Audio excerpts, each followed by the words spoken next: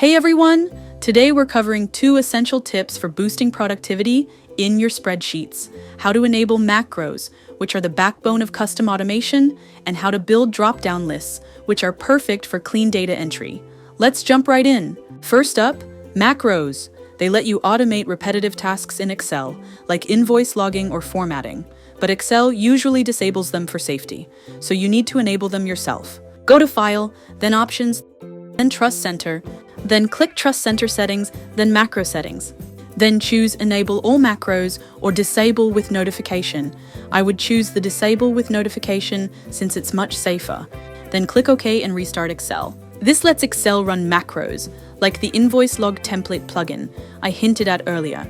Without enabling macros, they won't run properly. Now that macros are enabled, it's time to handle your data entry smarter. Let's talk drop-down lists. Select the target cells. Then go to Data and click Data Validation. Then under Allow, choose List. Then enter your options. Make sure they are comma separated or a cell range. Then click OK. Now you've got a neat drop-down. It will even prevent typos. And that's a wrap. You've enabled macros and built drop-downs, all essential Excel skills. If you found this helpful, hit like, subscribe, and ring the bell for more productivity hacks. Drop a comment with what you want to learn next. Pivot tables, conditional formatting, we've got you covered. See you next time.